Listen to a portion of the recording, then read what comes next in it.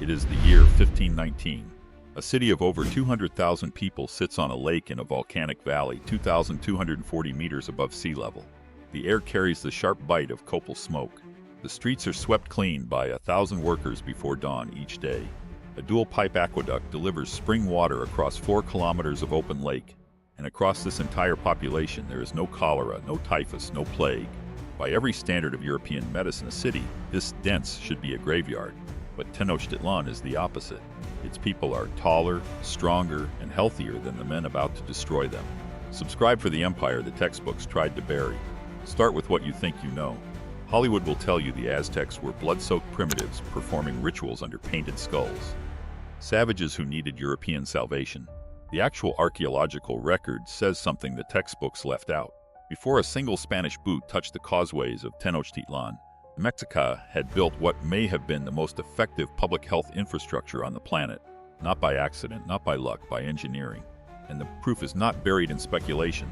It is cataloged in the Codice Florentino, recorded by Bernardino de Sahagún from the direct testimony of Aztec elders who lived the system before it was destroyed. What Sahagún documented was not a primitive society stumbling through superstition. It was a civilization that had solved the relationship between clean water, clean food, clean skin, and a functioning immune system, centuries before Europe understood that germs existed. The answer to why Aztecs almost never got sick is not one thing. It is a system. And every layer of that system was deliberate. When you understand what that system actually looked like, when you see the engineering, the nutritional logic, the public infrastructure, you will never think about the Aztec Empire the same way again. Begin with water, because this is where the Mexica first separated themselves from every other urban civilization of their era. In 1519, when Hernán Cortés and his men crossed the southern causeway into Tenochtitlan, they entered a city that had separated its drinking water from its wastewater, a concept London would not grasp for another 335 years. The city sat on an island in Lake Texcoco, surrounded by brackish, saline water completely unfit to drink. The Mexica solved this with an aqueduct running from the freshwater springs of Chapultepec Hill, stretching roughly 4 kilometers across the open lake on a raised stone causeway. But here is the detail that separates intelligence from improvisation, the detail you will not find in any school textbook. The aqueduct had 2 channels, twin pipes built side by side out of stone masonry and mortar. One carried water to the city while the other stood empty. When the active channel needed cleaning or repair, workers diverted the flow to the second pipe. The supply never stopped, not for maintenance, not for emergencies, not for a single day. This is redundancy engineering. Modern municipal water systems use the same principle today. The Mexica implemented it in the 15th century under the direction of Nezahualcóyotl, the poet king of Texcoco. After a catastrophic flood in 1449 destroyed the original clay and wood aqueduct and left the city without clean water for weeks, they did not repeat the mistake. They learned from failure, and they engineered a solution that would not fail twice. Once that water reached the city, it flowed into public fountains and stone storage pools, then distributed through smaller channels into individual neighborhoods. Canoe vendors paddled through the canals selling fresh water to households that lacked direct access. You could live in one of the most densely populated cities on Earth and still drink spring water every single morning.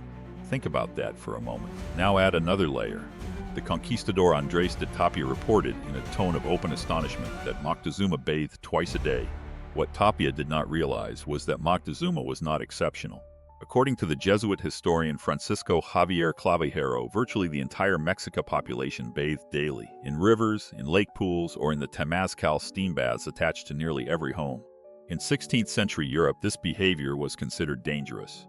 After the Black Death devastated the continent in 1347, the medical faculty of the University of Paris declared that hot water opened the pores and allowed disease to enter the body. Bathhouses across Europe were shuttered. For the next 400 years, Europeans avoided water contact as aggressively as they could. Louis XIV of France bathed only twice in his entire life, yet was considered unusually clean because he changed his linen shirt twice a day. The Spanish inherited this pan-European terror of water and layered onto it their own cultural suspicion. During the Reconquista, frequent bathing was associated with Muslims and Jews, making cleanliness itself a marker of religious disloyalty. So when Cortés and his soldiers marched into Tenochtitlan, they brought not only steel and horses but a civilization that had been actively avoiding hygiene for centuries.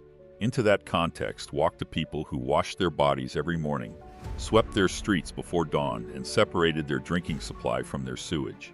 Meanwhile, in the same century, Parisians still drank from the same river into which they dumped their waste, and the people of London would continue drawing their drinking water from the contaminated Thames until 1854, when a cholera outbreak finally forced them to confront what the Mexica had understood 4 centuries earlier, that drinking water and waste do not share the same channel. Now move from water to waste, because the Mexica grasped something that you might assume is obvious today, but was completely invisible to 16th century Europe. What leaves the body matters as much as what enters it. Tenochtitlan had public latrines built at regular intervals throughout the city, along every major causeway and inside the Great Tianquistli, the central marketplaces where tens of thousands of people gathered daily. Human waste was collected in canoes and transported out of the urban center. None of it was dumped into the lake. Instead, it was delivered to the chinampas, the reefed agricultural beds that lined the shallow edges of the lake system, where it served organic fertilizer, feeding the same crops that would feed the people. Urine was handled separately, collected by the state, and used as a chemical mordant in the textile dyeing industry. The Nahuatl language even had a specific word for soil that had been urinated upon, which tells you the collection process was organized enough to need its own vocabulary. And beyond the waste system, a workforce of roughly 1,000 men swept and washed the streets of Tenochtitlan every single day before the city woke. This was not improvised sanitation. This was a closed-loop waste economy, a system where the city produced no garbage in the modern sense because every output became an input somewhere else. The organic matter fed the farms, the urine served industry, the streets stayed clean. Compare that to 16th century London or Madrid, where residents emptied chamber pots from upper windows directly onto the people walking below. The contrast is not subtle, it is civilizational. If this is the kind of detail you come here for, a like genuinely helps. Now here is where the system deepens, because what the Mexica put into their bodies was not a random assortment of crops. It was a nutritional architecture, and you need to understand it as a design, not a diet. The foundation was the Chinampa system. These artificial island gardens, constructed on the shallow lake beds of Xochimilco and Chalco, produced up to 7 harvests per year through continuous crop rotation and sub-irrigation from the surrounding canals. The primary crops were maize, beans, squash, chili peppers, tomatoes, amaranth, and chia, each one selected not just for yield or taste, but for what it contributed to the nutritional whole. Maize provided carbohydrates and sustained energy. Beans delivered protein and lysine, the essential amino acid that maize alone cannot supply. Squash added fats, fiber, and critical vitamins. Together, these 3 crops, known today as the Mesoamerican triad, formed a complete protein source without requiring any animal product. Modern nutritional science confirms that this combination meets or exceeds the recommended daily allowance for calories, protein, and essential micronutrients. The Mexica did not need a laboratory to figure this out. They had centuries of accumulated knowledge, passed down through oral tradition and codified into agricultural practice across generations. But the triad was only the base layer. Chia seeds, listed 3rd after maize and beans in Sahagún's botanical catalog, are extraordinarily dense in omega-3 fatty acids, calcium, phosphorus, and iron. Aztec runners and warriors consumed chia, mixed with water before long military campaigns, creating a portable fuel source that modern endurance athletes have only recently begun to rediscover. Amaranth, another staple, contains more protein per gram than wheat and is uniquely rich in lysine, making it one of the most complete plant-based proteins available anywhere in the pre-modern world. And then there was tecuatlatl, what you know today as spirulina. This blue-green algae was harvested directly from the surface of Lake Texcoco using nets, sun-dried into flat bricks, and stored for up to a year without spoiling. It contains roughly 70% protein by dry weight, along with essential amino acids, vitamin B12, beta-carotene, iron, and phosphorus. Combined with maize, it creates a complete protein the human body absorbs with almost no metabolic waste. The Spanish conquistadors looked at it and called it lake slime. They refused to eat it. After the conquest, when the lakes were drained and the Chinampa system was dismantled, indigenous populations stopped consuming the algae that had been fueling their biology for generations. 400 years later, NASA selected spirulina as a dietary supplement for astronauts on space missions. The Mexica were eating astronaut food in the 15th century. That single fact should rewrite everything you think you know about who was advanced and who was not. And this leads you directly to the next layer, the body itself. Aztec physical conditioning was not recreational, it was institutional, and it was mandatory. Every male child in Mexican society entered formal schooling by the age of 15 at the latest. Though training began years earlier under the father's supervision, commoners attended the Telpocali, the House of Youth, where daily regimens included long-distance running, swimming in cold lake water, climbing, wrestling, and weapons drills with wooden replicas of the macuahuitl, the obsidian-edged sword. Noble children attended the Calmacac, where the curriculum expanded to include astronomy, philosophy, history, and advanced military strategy. But the physical demands were equally severe, and in some respects harsher. Cold water baths before dawn, prolonged fasting, deliberate sleep deprivation, controlled pain endurance. These were not punishments. They were calibrated physiological stressors designed to build systemic resilience, the same principle that modern athletic science calls hormesis. The goal was not to produce athletes. It was to produce organisms that could function at maximum output under maximum strain. Warriors who could march 60 kilometers in a single day, fight in hand-to-hand combat at high altitude, and recover overnight to do it again. In the Telpocali, discipline infractions were met with physical piercing, ears, lips, arms. The message was explicit. Your body belongs to the collective, and you will condition it accordingly. The result was a population whose baseline physical fitness exceeded anything the arriving Spaniards had encountered anywhere in their campaigns. Bernal Diaz del Castillo, the soldier chronicler who marched with Cortés, recorded that Aztec field surgeons treated wounds more skillfully and healed their patients faster than Spanish surgeons did. This was not flattery from a defeated man romanticizing his enemy. This was a soldier writing privately in his own diary after watching his comrades die of infections that Aztec captives survived. And recovery leads you to medicine, perhaps the single most underestimated pillar of the entire Mexica system. Their healers, the Tzitzil, operated within a pharmacological framework that classified hundreds of medicinal plants by symptom, preparation method, dosage, and application. The Codi Florentino devotes a massive section of Book 11 to medicinal herbs alone, documenting at least 142 distinct species with botanical descriptions, habitat information, and detailed therapeutic instructions for each. A separate document, the Códice de la Cruz Badiano, composed in 1552 by an Aztec physician named Martín de la Cruz and translated into Latin by Juan Badiano, stands as the oldest surviving medical text produced anywhere in the Americas. It describes treatments for conditions ranging from chest pain and insomnia to skin disease, urinary disorders, fevers, and joint inflammation, each remedy illustrated with precise botanical drawings. 90% of the plants documented in that codex are still used by curanderos, traditional healers, in Mexico today. This is not primitive. This is a civilization that constructed a working pharmacopoeia before Europe had even abandoned the practice of bloodletting as frontline medicine. Juice from the nopal cactus fruit, the tuna, reduced swelling. Bark from the island tree was combined with wax, egg, and herbs to treat inflammation. The herb tepozan was prepared as tea or poultice for reducing fever. And anchoring the entire therapeutic system was the temazcal. The Nahuatl word means house of heat. Nearly every household in Tenochtitlan had access to one. These domed stone and adobe chambers used superheated volcanic rocks doused with herb-infused water to generate dense medicinal steam. The heat dilated blood vessels, flushed toxins through the skin, and delivered herbal compounds directly into the lungs and bloodstream. Women entered the temazcal immediately after childbirth. Warriors used it to recover after combat. The sick entered it before any other treatment was even considered. Modern infrared and steam therapy operates on the identical physiological principle. Vasodilation, enhanced circulation, immune stimulation through controlled hyperthermia. The Mexica understood this mechanism 500 years before clinical medicine gave it a name. But here is the trade-off you need to sit with. Because no system this effective comes without a price. The Mexica health infrastructure was not a gift, it was an obligation. The Chinampa system required constant communal labor.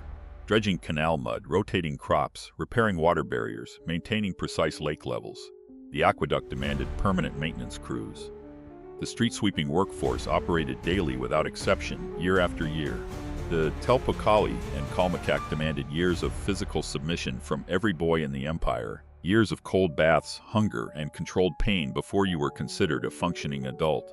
The temazcal, the pharmacopoeia, the waste recycling network. All of it depended on a society structured around collective obligation, not individual comfort.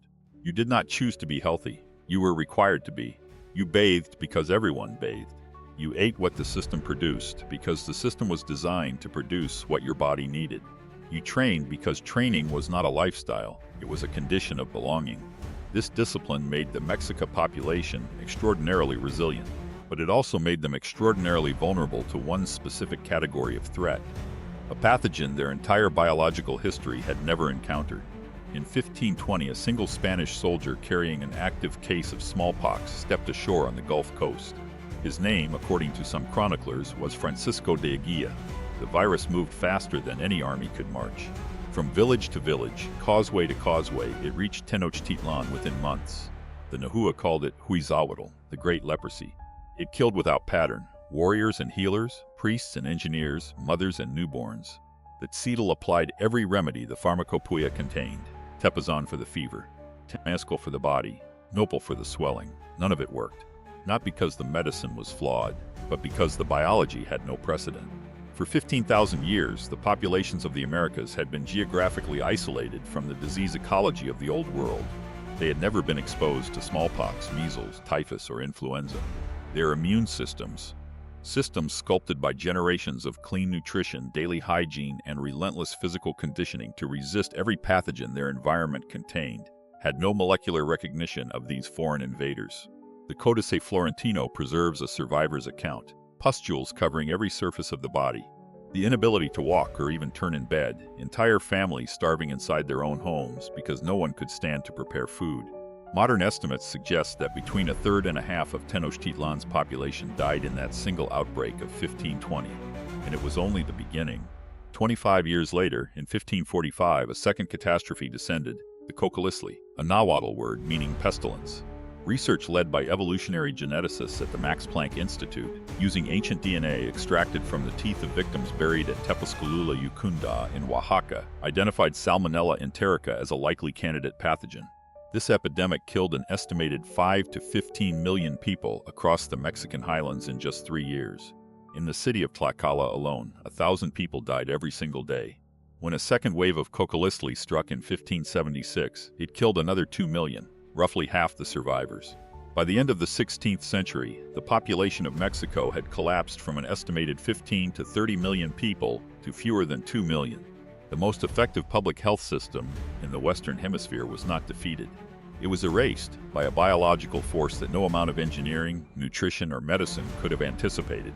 And that is the thesis you should carry with you. The Spanish did not conquer a sick empire. They brought sickness to a healthy one. The Mexica system, clean water, closed-loop waste, nutritional precision, universal physical training, herbal pharmacology, daily hygiene, was designed to prevent every disease the environment could generate. And it worked. For 200 years it worked. What it could not do was anticipate pathogens from a continent its people did not know existed. That is not a failure of intelligence. That is a failure of geography. The Spanish built their world on expansion, contact, and biological exchange, which meant their populations had been exposed to wave after wave of epidemic disease for millennia, building resistance not through medicine but through mass death and survival. The Mexica built their world on precision, isolation, and internal optimization, which meant their people were healthier in every measurable dimension, but immunologically blind to what lay beyond their horizon. 2 philosophies, 2 systems, and the one that survived was not the superior one. It was the one that carried the deadlier germs. If what brings you here is the real story, the engineering, the decisions, the intelligence behind how these people actually lived, how they fed 250,000 citizens from a lake, then this channel was built for you. Subscribe, and you will see what comes next. The next time you wash your hands before a meal, consider this. 500 years ago, in a city built on water, a Mexican mother was doing the same thing. Not because a doctor told her to, not because she had read a study, but because her entire civilization was engineered around the principle that cleanliness is not a personal habit. It is infrastructure. That knowledge, quiet, deliberate, carried in the hands of people who could not name a bacterium but understood exactly what one could do, outlasted every empire that forgot it.